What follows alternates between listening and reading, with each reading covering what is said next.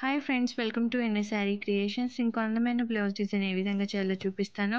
మీలో ఎవరికైనా యారీ మెటీరియల్స్ కానీ యారీ డిజైన్ పేపర్స్ లేదా బుక్స్ కానీ కావాలి అని అనుకుంటే స్క్రీన్ పైన కనిపిస్తున్న నెంబర్కి వాట్సాప్ చేయండి. ఈ వీడియోలో యూస్ చేసే materials iron needles, 2mm sugar beads, silk threads, thin zari thread and zari thread. First నేను ఇక్కడ బార్డర్లో 2mm షుగర్ బీడ్స్ని 1 లైన్ స్టిచ్ చేస్తున్నాను.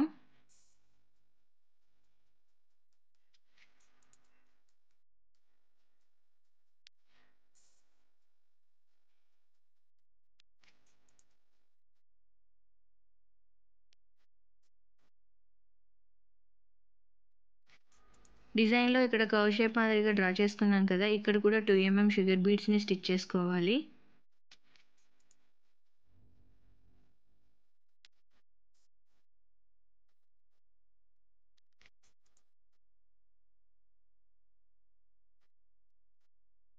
తర్వాత ఫ్లవర్ మధ్యలో బీడ్స్ లోడ్ స్టిచ్ మాదిరిగా ఫిల్ చేసుకోవాలి.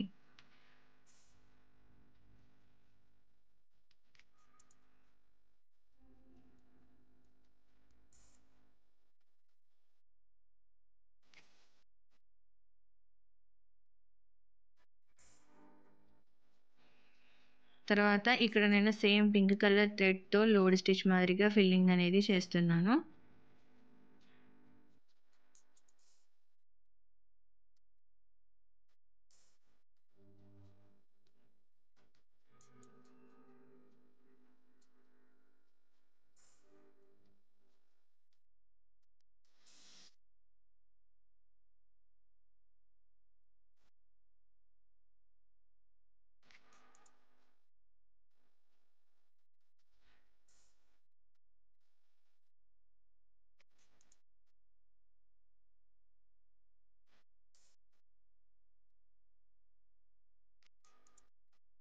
ఫ్లవర్కి గ్రీన్ కలర్ థ్రెడ్ యూజ్ చేశాను. ఇక్కడ కూడా నేను లోడ్ స్టిచ్తో ఫిల్లింగ్ అనేది చేస్తున్నాను.